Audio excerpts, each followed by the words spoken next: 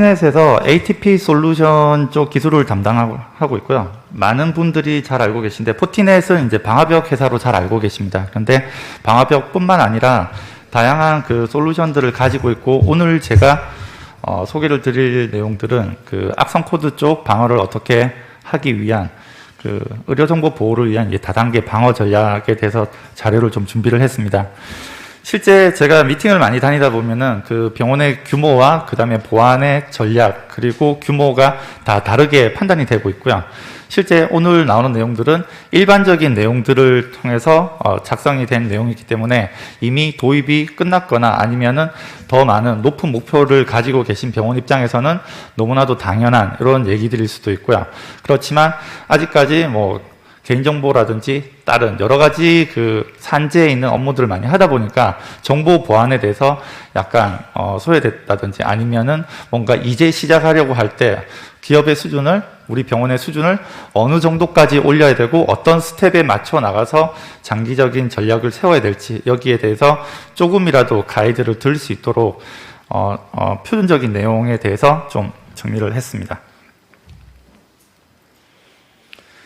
가장 먼저 전략을 세우기 위해서 현재 어떤 공격들이 일어나고 있고 많은 그 방어 솔루션들, 방어 전략들이 어떻게 우회가 되고 있는지 여기에 대해서 확인해 볼 필요가 있어서 현재 대응 방식의 문제점이라고 자료를 좀 준비를 해봤고요.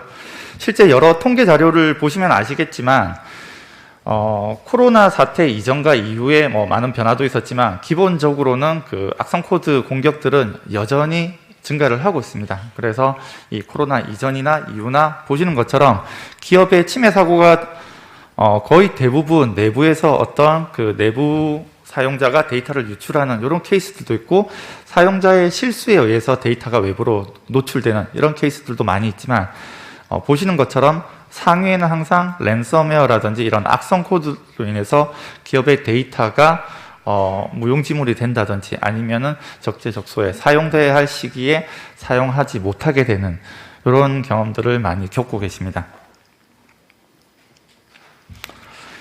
실제 가장 먼저 할 수 있는 부분들이 그 AV, 소위 말하는 안티바이러스 엔진을 사서 PC에 설치를 하는 거라고 볼 수 있습니다. 그러면은 많은 악성 코드들이 실제 시스템에서 실행이 될 때 방어를 하는 케이스들이 많이 있는데, 보시는 것처럼 엔드포인트에 이제 백신을 설치를 하고 있고요. 네트워크에는 기본적으로 방화벽들은 다 있는 걸로 알고 있습니다. 최근에는 이 방화벽들에서 이제 IPS 엔진을 올려서 뭐 전용 장비를 쓰기도 하고 UTM 장비를 쓰기도 하는데, 이러한 기본적인 그 보안 장비들이 방어의 핵심 기술로서 사용을 하고 있는 게 이제 시그니처 기반으로 위협을 방어를 한다라고 보실 수 있습니다.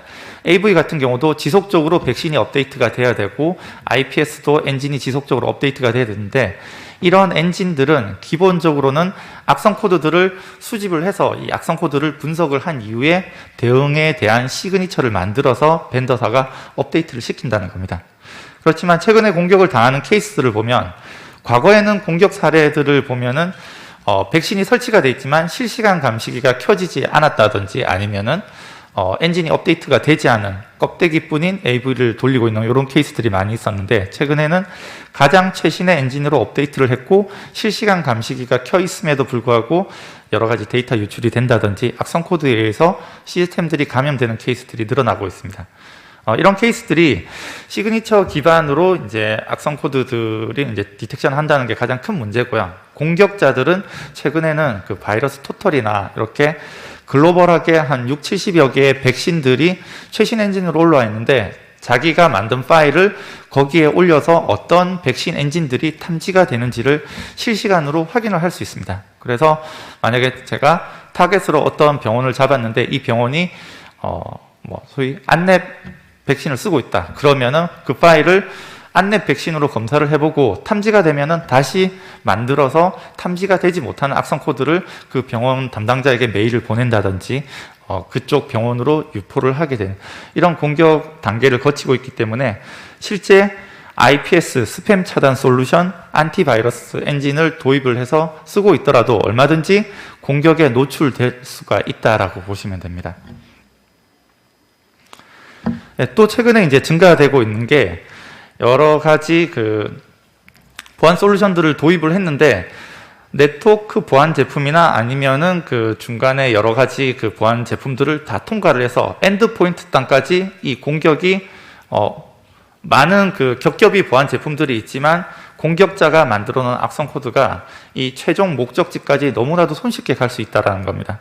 과거에는 이런 SSL을 이용한 공격이 이제 많지가 않았는데 점점 매년 그 증가 비중이 높아지고 있고요. 최근에는 뭐 거의 많게는 한 50% 이상이 이런 형태로 공격이 들어오기 때문에 이 암호화된 트래픽을 복구하지 못했을 때는 중간에 있는 이 보안 제품들이 다 무용지물이 된다라고 볼 수 있습니다. 그렇다고 해서 이 SSL 복구를 하기 위한 전용 장비를 사용을 하게 되면 네트워크 트래픽 보통 장비들의 퍼포먼스가 확 줄어들게 됩니다. 뭐 1기가면 뭐 200메가 뭐 이렇게 70-80% 이상의 퍼포먼스가 줄어들기 때문에 이거를 도입하기에도 되게 꺼려하는 케이스도 많이 있고요. 그렇지만 실제 최근에는 이 악성 코드들을 이렇게 암호화 트래픽에 숨겨서 내부로 들어오기 때문에 많은 보안 제품들이 경계 보안 제품들을 다 통과를 하고 최종적으로 엔드포인트 단에서 디텍션을 하지 못하면은 쉽게 공격에 노출되는 케이스들이 늘어나고 있습니다. 그리고 앞서 설명을 드린 것처럼 시그니처 기반으로 방어를 하지 못하다 보니까 샌드박스 솔루션이 한 2014년도 요 정도부터 많은 기업들이 도입을 하고 있고 현재는 거의 한 사이클이 돌고 보통 그 다음 레벨의 새로운 솔루션들이 나오고 있는데 여전히 많은 기업들이 이 샌드박스 솔루션이 도입이 되지 않은 케이스들이 많이 있습니다. 그러면 앞서 설명을 드린 것처럼 시그니처 기반에서 디텍션을 하지 못하면 보통 공격에 노출이 돼 있다고 보시면 되고요. 이 샌드박스조차도 여러 가지 한계점을 가지고 있는데 시그니처 기반으로 디텍션 하지 못하는 그 파일들을 사용자 환경과 동일한 환경으로 만들어 놓은 VM 내에서 실제 파일을 실행을 시켜보고 이 파일이 악성 행위를 한다 안 한다를 판단하는 게 이 샌드박스인데 쉽게 생각을 해보시면은 파일을 실행을 통해서 위협을 분석을 해야 되기 때문에 이 파일이 악성인지 아닌지를 판단을 하기 위한 시간이 필요하게 됩니다. 그래서 보통 샌드박스들이 디폴트로는 이제 3분 정도 분석을 해서 이 3분 내에 악성 행위들을 얼마만큼 하는지를 판단을 해서 위협이다 아니다를 판단을 하게 되는데 이 3분의 갭이 있다 보니까 이메일 같은 경우는 메일이 잠깐 멈춘 상태에서 분석을 하고 분석이 완료됐을 때 메일 서버로 들어와도 어떤 큰 어려움이 없겠지만 네트워크 같은 경우는 지금 당장 어떤 웹사이트에 접속을 해서 업무를 봐야 되는데 3분씩 웹사이트 열 때마다 3분씩 기다린다라고 하면 업무의 불편함이 굉장히 많기 때문에 국내 샌드박스를 도입을 한 케이스들은 거의 다 이제 미러링 형태로 트래픽을 이제 복사본을 받아서 분석을 하고 있습니다. 여기에서 이제 최근에 이제 랜섬웨어 공격들이 무용지물이 되게 된다는 게 샌드박스가 분석을 하고 있을 때 이미 첫 번째 트래픽은 다 통과를 하게 됩니다. 그러면 사용자가 이 파일을 클릭을 했을 때 뒤늦게 샌드박스가 랜섬웨어라고 디텍션을 하게 되더라도 사용자 PC의 데이터들은 이미 감염이 되고 내부 확산을 통해서 내부망에 있는 많은 데이터들이 이미 다 암호화가 돼버린다는 겁니다.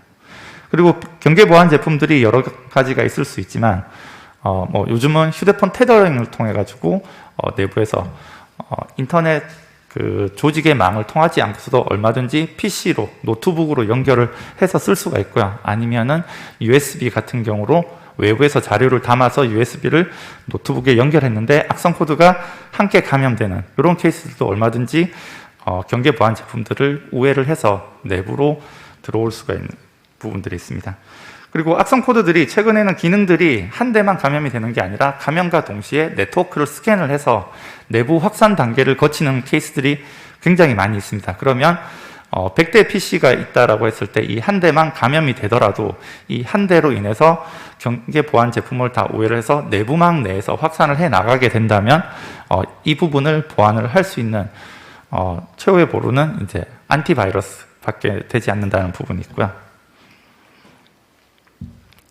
그래서 공격들이 이렇게 다양하게 발전을 하고 있는데 그러면 우리 조직은 어떤 전략을 가지고 어떤 솔루션들을 도입을 해야 될지 이 솔루션들의 특징들은 어떤 것들이 있는지 현재 우리 조직은 어디까지 준비가 되어 있고 어느 부분을 준비를 해야 될지 여기에 대해서 단계적으로 조금 준비를 했습니다.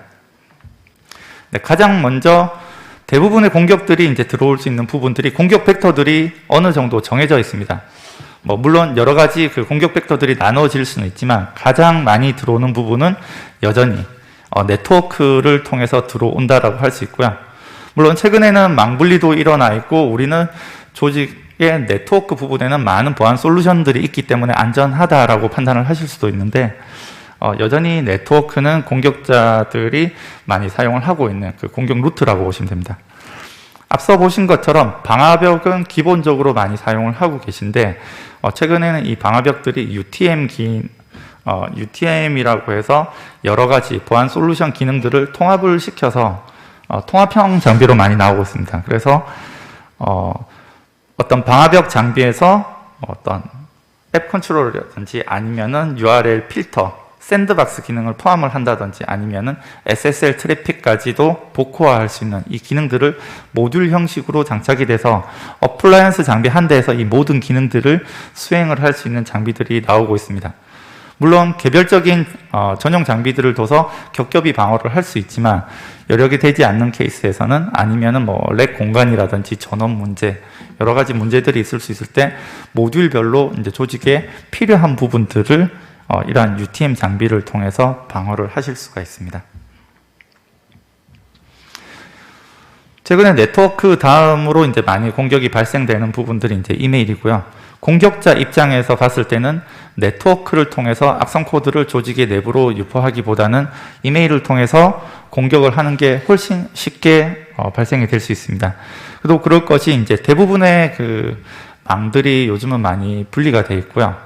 그렇지만 이메일 같은 경우는 여전히 조직 내부뿐만 아니라 외부의 고객과 아니면은 개인 서비스 사용자들 그리고 조직 내부에서도 재택근무를 하기 때문에 서로 업무 공유라든지 업무를 하기 위해서 필수적으로 사용되는 게 이메일이라고 보시면 됩니다. 그래서 이 이메일의 첨부 파일을 악성 코드로 첨부를 한 다음에 조직의 내부로 유입이 된다든지 아니면 이메일 본문 내 첨부된 첨부 파일에 문서 내의 URL들을 통해서 사용자에게 메일을 보내게 되면 악성 코드가 감염되는 케이스가 많이 있습니다. 그리고 네트워크 같은 경우는 거의 드라이브 바이 다운로드라고 해서 어떤 사용자들이 자주 이용을 할 수 있는 웹사이트를 해킹을 해서 여기 악성 코드를 올려놓는 케이스가 많았는데 이메일 같은 경우는 보다 더 공격 대상 조직 그리고 사용자를 대상으로 해서 타깃 돼서 메일을 보낼 수 있습니다. 제가 보통 보안 교육을 가게 되면 그 회사의 도메인 같은 정보들을 가지고 구글링을 간단하게 조회만 하더라도 메일 주소들이 굉장히 많이 올라옵니다.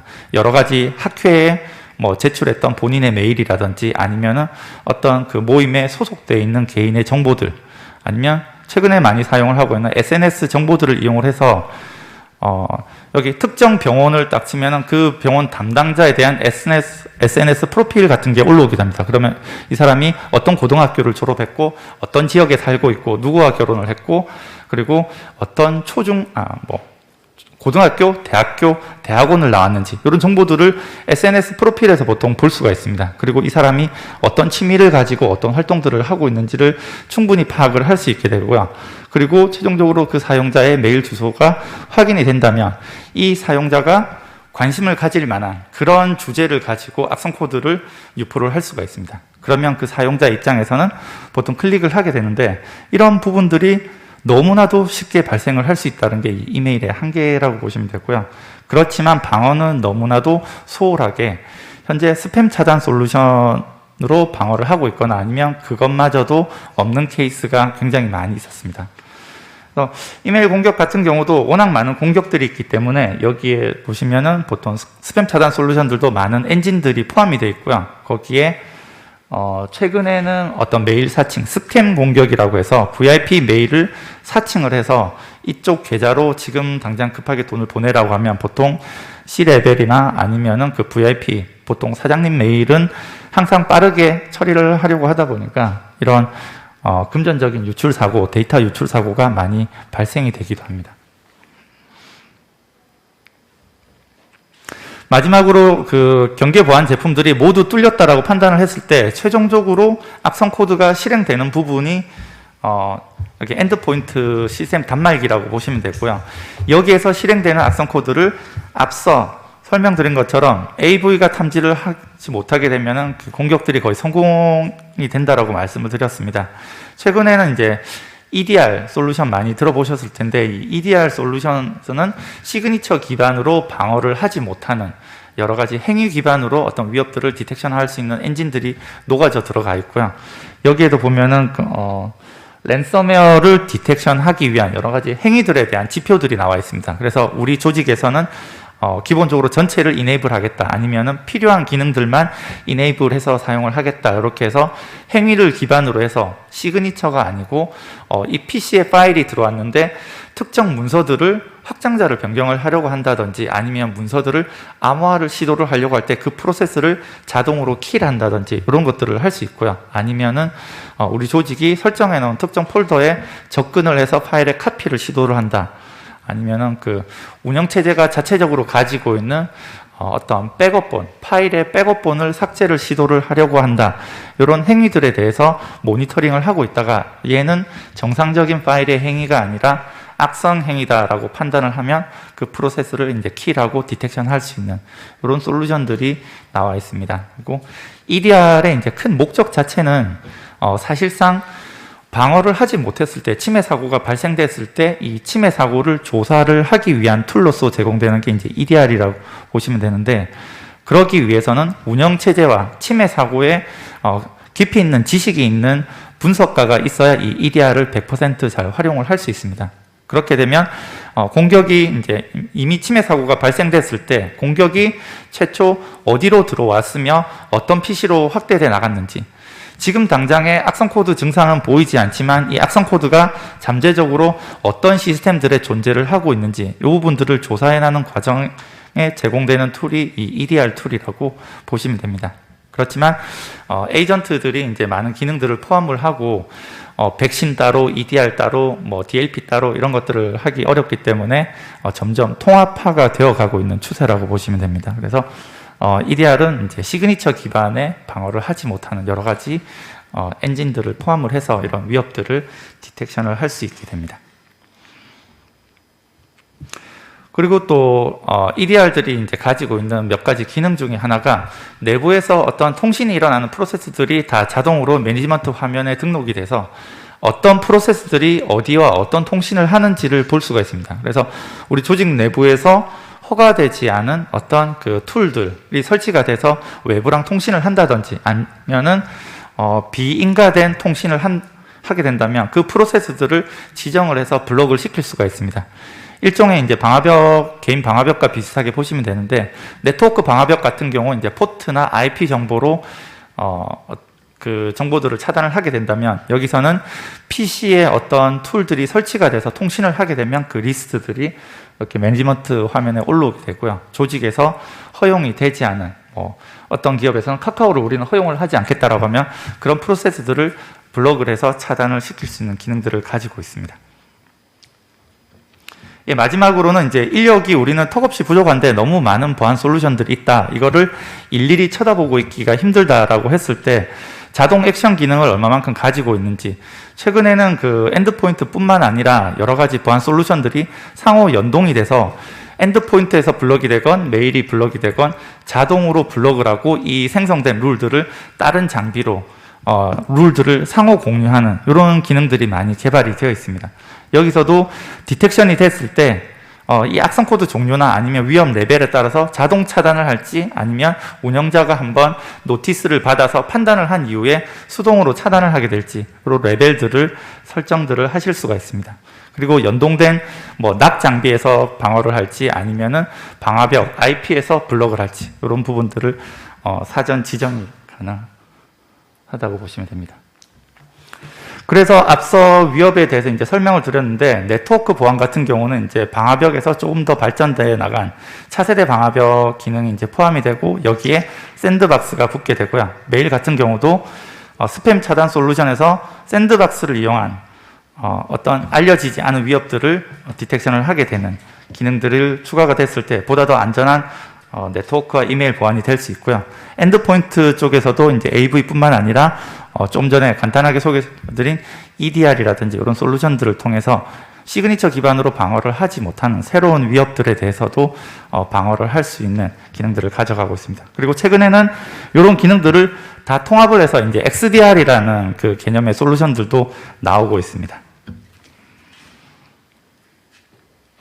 네, 앞서 간단하게 설명을 드렸는데 이제 포티넷이 가지고 있는 솔루션들이 이제 여러 경계성 보안 제품들이 있고요. 여기에서 이제 샌드박스 중심으로 해서 하나의 이제 위협이 판단되면 나머지 위쪽 장비들은 기존에 저희 포티넷이 만들어진 시그니처들을 지속적으로 업데이트하는 장비고요. 샌드박스가 만약에 조직에 도입이 된다라고 하면 자체적으로 위협을 분석을 하고 시그니처를 로컬에서 만들어냅니다. 그리고 상호 연동된 인터페이스를 통해서 이 룰들이 자동으로 업데이트가 돼서 네트워크를 통해서 한번 들어온 위협이 디텍션이 되게 되면 이 위협이 시간차를 가지고 이메일이나 엔드포인트로 바로 들어오게 되더라도 자동으로 블록을 할 수 있는 이런 기능들이 제공을 받을 수 있게 됩니다. 네, 정리 부탁드리겠습니다.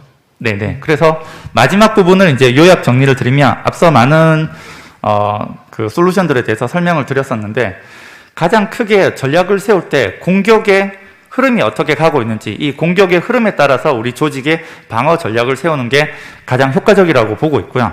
왼쪽을 보시면은 해커가 이제 공격이 이제 변화가 돼 나오는 거 보면 알려진 악성 코드를 사용을 하다가 그 다음에 이제 신종 악성 코드들 제로데이 취약점을 이용한 이런 악성 코드를 많이 사용을 했고 그 다음에 경계 보안을 우회를 해서 내부망 확산을 한다든지 이런 악성 코드들 그 다음에 방어에 실패했을 때 침해 사고 대응은 어떻게 해야 될지 여기에 대해서 이제 단계적으로 AV, 샌드박스, EDR 이런 솔루션들을 쓸 수 있다라고 말씀을 드렸습니다. 그런데 이제 여기까지 우리 조직은 모두 다 구축이 완료가 되어 있다. 그러면 중장기적으로 봤을 때 어떤 솔루션들을 또 도입을 할 수 있을까? 이런 질문들을 많이 받고 있는데 가장 최근의 트렌드들은 많은 큰 조직들이 통합화 자동화에 이제 포커스를 많이 하고 있습니다.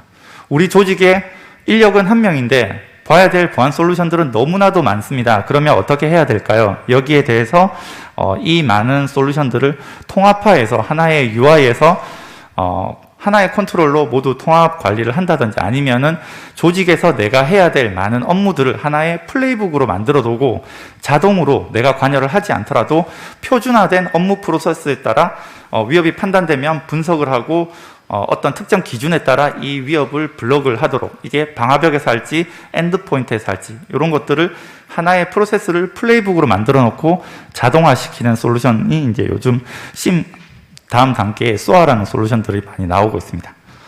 예, 그래서 조직에서 우리 조직은 3번 단계까지 되었어. 그러면 4번과 5번 어디를 고려를 해야 될지 이런 하나의 척도를 간략하게 표준화돼서 보여드리기 위해서 이 장표를 준비를 했다라고 보시면 되고요. 마지막으로 이제 왼쪽 화면이 실제 네트워크 토폴로지 상에서 솔루션들이 어떻게 배치가 되면은 조금 더 안전한 보안을 기업의 정보들을 보호를 할 수 있을지 그 가이드라인에 대해서 그림을 그린 겁니다. 네, 제가 준비한 내용은 여기까지입니다. 시간이 좀 촉박해서 말이 빨라졌었는데 혹시 질문 있으면은 질문 주시면 답변 드릴 수 있도록 하겠습니다.